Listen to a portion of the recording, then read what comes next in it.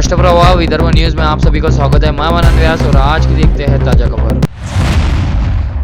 अमरावती जिले के 8 निर्वाचन क्षेत्रों में विधानसभा चुनाव हेतु कराए गए मतदान के अंतिम आंकड़े आज दोपहर स्थानीय जिला प्रशासन व जिला निर्वाचन विभाग द्वारा जारी किए गए, जिसके मुताबिक अमरावती जिले के 8 निर्वाचन क्षेत्रों में हुए मतदान का औसत प्रतिशत 66.40 रहा, जिसमें से आदिवासी बहुल मेलघाट विधानसभा निर्वाचन क्षेत्र में सबसे अधिक 73.14% वोट पड़े। वहीं जिला सहित संभागीय मुख्यालय रहने वाले अमरावती विधानसभा निर्वाचन क्षेत्र में मतदान का प्रतिशत महज 56.51% रहा, जो अन्य 7 निर्वाचन क्षेत्रों की तुलना में सबसे कम कहा जा सकता है। दामनगांव रेलवे निर्वाचन क्षेत्र में 69.75% मतदान हुआ। वहीं बडनेरा निर्वाचन क्षेत्र में मतदान का प्रतिशत 57.67 रहा। तिवसा निर्वाचन क्षेत्र में 67.93% वोटिंग हुई। वहीं दरियापुर निर्वाचन क्षेत्र में मतदान का प्रतिशत 63.85 रहा। अचलपुर निर्वाचन क्षेत्र में 72.02% मतदान हुआ। मोर्शी निर्वाचन क्षेत्र में 71.66% वोटिंग हुई।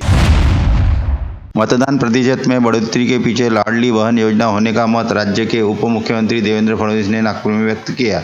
उप मुख्यमंत्री देवेंद्र फडणवीस गुरुवार को दोपहर नागपुर से मुंबई के लिए रवाना हुए। इस वक्त वह एयरपोर्ट पर मीडिया से बात कर रहे थे। फडणवीस ने कहा कि राज्य में हर जगह वोटिंग प्रतिशत बढ़ा है, नागपुर में नहीं। हमारा अब तक का अनुभव यही है कि इस बढ़े हुए प्रतिशत से बीजेपी को हमेशा फायदा हुआ है। उन्होंने कहा कि महाराष्ट्रामध्ये मतदान वाढलेलं आहे, टक्केवारी वाढलेली आहे। आजपर्यंतचा अनुभव आहे की जेव्हा जेव्हा टक्केवारी वाढते त्यावेळेस भाजप आणि मित्र पक्षाला त्याचा फायदा होतो। त्यामुळे आम्हाला अपेक्षा आहे की त्याचा निश्चितपणे फायदा आम्हाला मिळेल आणि महाराष्ट्रात आमचं सरकार तयार होईल अशी मला अपेक्षा आहे।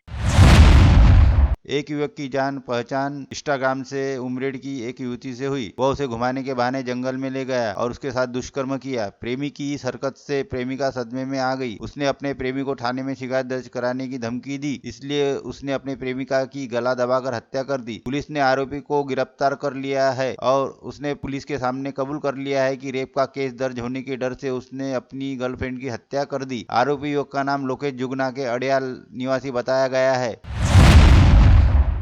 बीती रात बडनेरा निर्वाचन क्षेत्र अंतर्गत गोपालनगर परिसर स्थित राजीव गांधी स्कूल के मतदान केंद्र पर ईवीएम मशीनों को मतदान कर्मियों द्वारा दुपहिया वाहन पर रखकर ले जाने की खबर के चलते अच्छा खासा हंगामा मच गया था और देखते देखते यह खबर बड़ी तेजी से फैली थी, जिसे लेकर जिले के मुख्य निर्वाचन अधिकारी व जिलाधीश सौरभ कटियार ने बीती रात ही स्पष्टीकरण जारी करते हुए बताया कि मतदान केंद्र की सभी ईवीएम मशीनों को बीती रात ही कड़ी सुरक्षा व्यवस्था के बीच लोकशाही भवन में बने स्ट्रांग रूम में पहुंचा दिया गया है। साथ ही सभी ईवीएम मशीनें पूरी तरह से सुरक्षित है। साथ ही जिलाधीश सौरभ कटियार ने यह भी स्पष्ट किया है कि बीती रात गोपालनगर परिसर वासियों को हुई गलतफहमी के चलते यह पूरा हंगामा मचा था।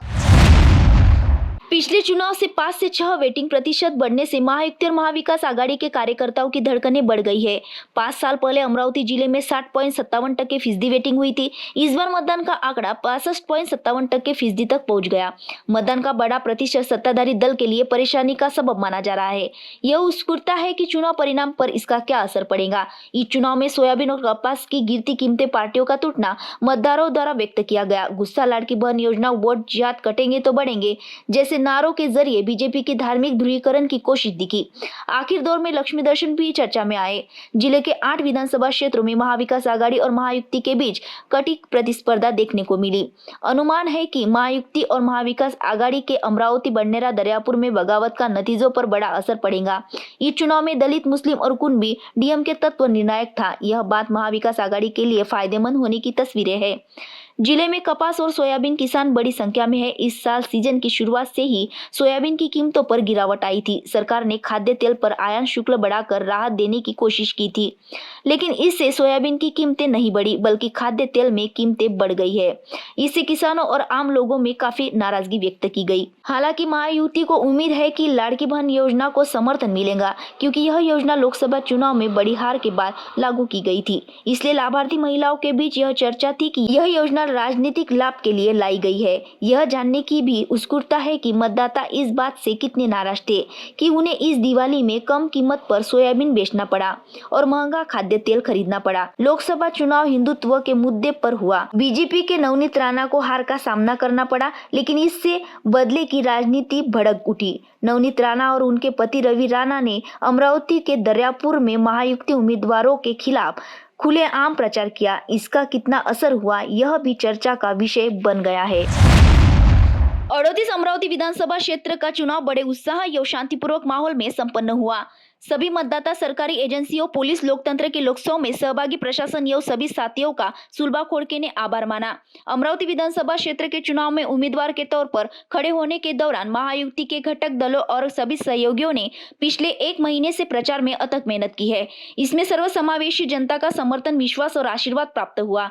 समान विचारधारा वाले दलों और संगठनों, लेटेस्ट विभिन्न न्यूज समाजों देखने के संगठनों लिए और राष्ट्रप्रवाह सामाजिक चैनल संगठनों को ने भी लाइक और जनसमर्थन सब्सक्राइब देकर कीजिए। अभियान में भाग लिया। उन सभी की ऋणी रहूंगी ऐसा कहकर सुलभाताई खोड़के ने सभी का आभार व्यक्त किया।